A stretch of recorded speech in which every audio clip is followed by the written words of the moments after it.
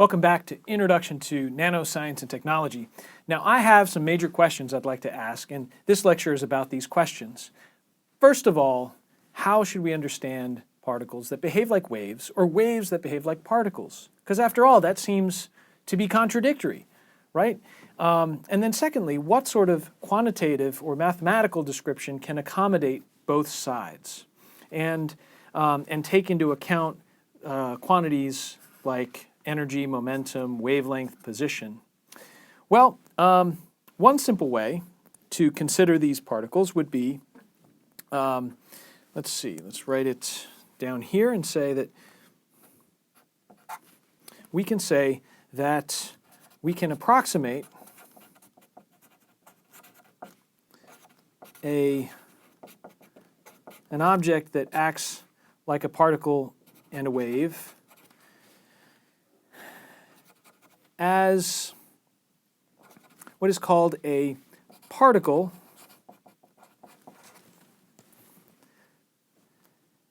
at the bottom of a well.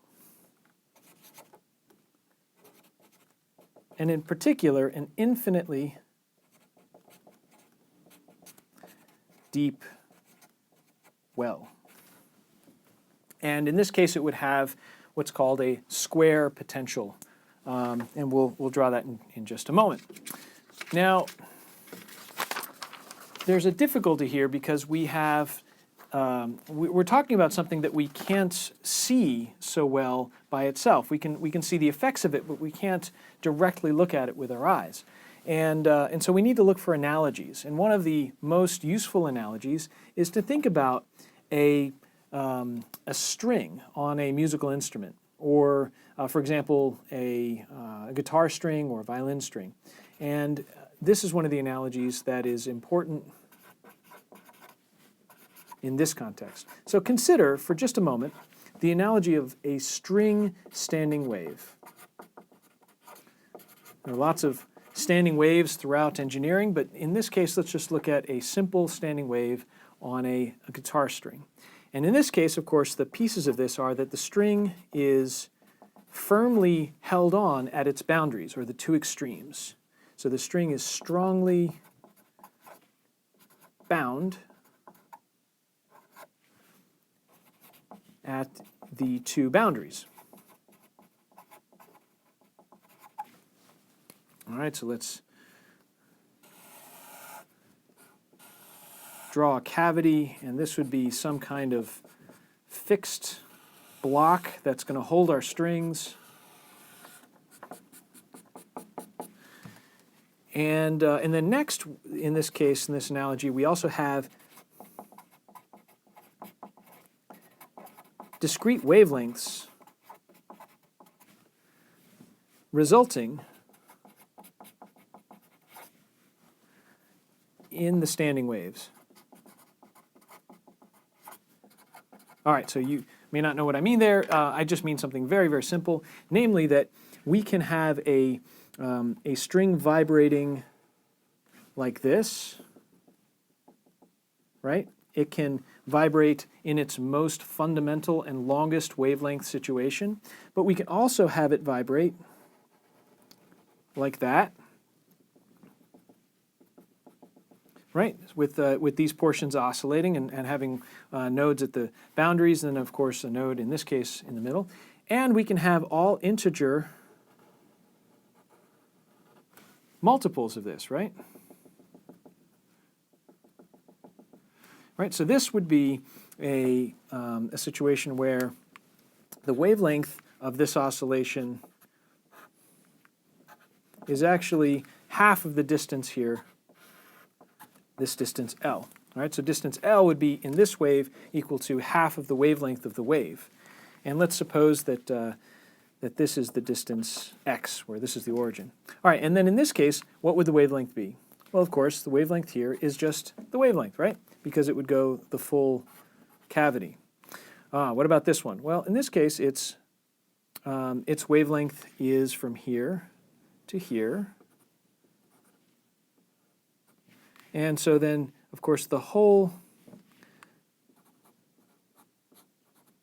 distance would be 3/2 lambda. All right?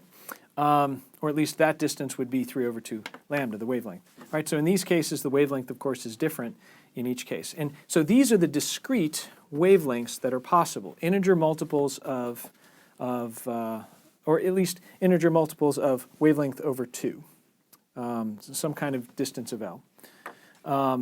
Okay, and then the other aspect here is that the amplitude of these standing waves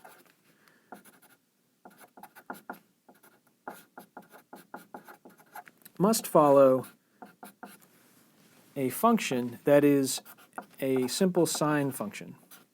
And this should be equal to an integer multiple n times some constants in the position divided by L. All right, so this should make sense. Maybe you guys have studied that before or noticed it yourself. And the lesson here is that this is analogous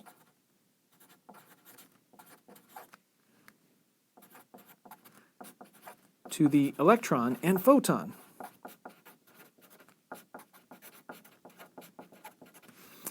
And in particular, it is analogous to the electrons and the photon's wave function.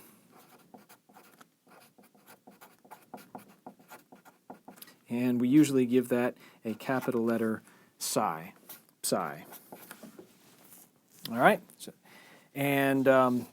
All right. So let's talk about this wave function, because it's this wave function that's really important in being able to quantify.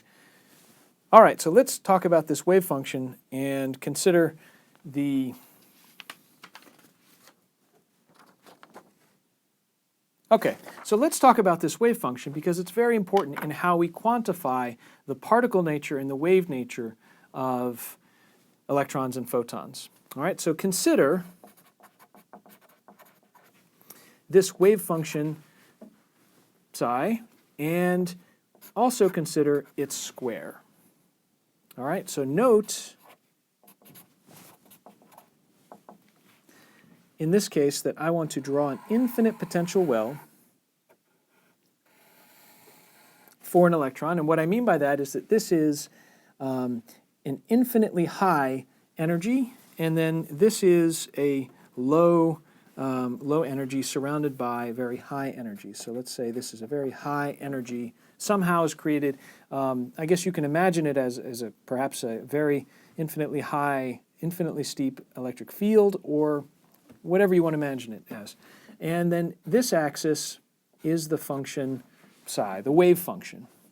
And then over here I want to draw the same thing, and I'd like you to draw it in your notes as well, where this is the function psi squared. All right, and then again, this is still an infinitely high potential well going up that way.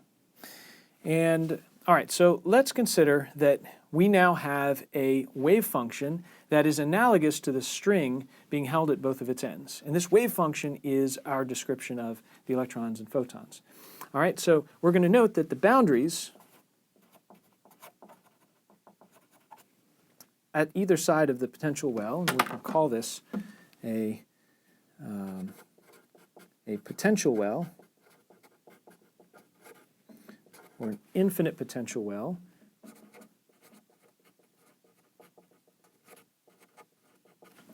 now, these boundaries are infinitely high, whereas this is, for example, a finite energy, but a good way to think of it would be a kind of zero energy.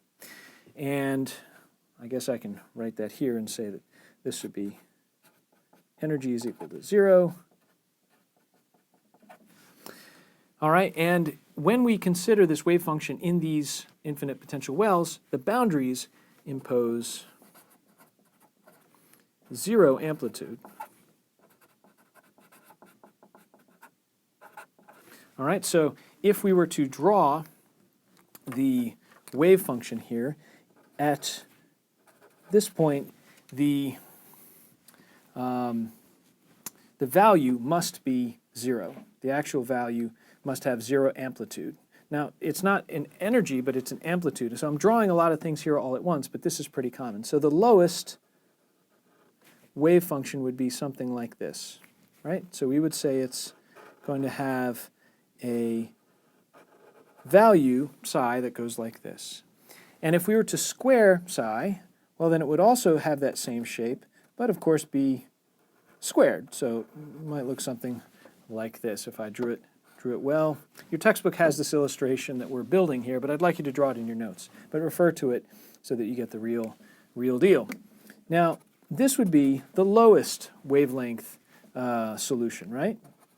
But for higher wavelength solutions, just like we did before, we can see that the amplitude of a wave solution that falls within these boundaries would have to be fixed at the edge, and then in the middle, this is another kind of solution. Now, if we square that, what does it turn out to be?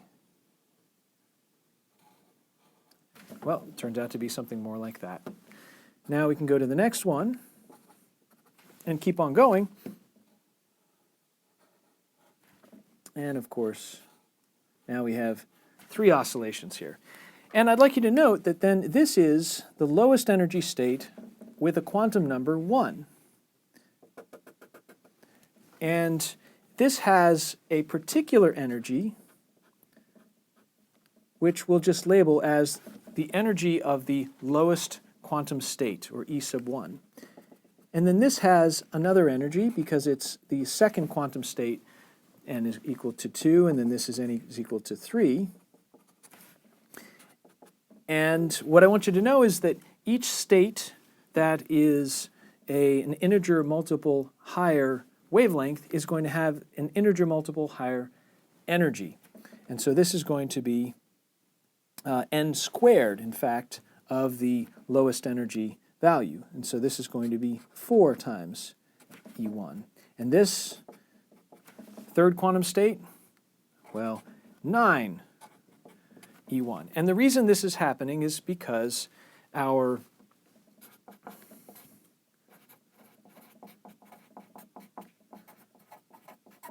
energy of this situation is a bunch of constants, if we analyze this,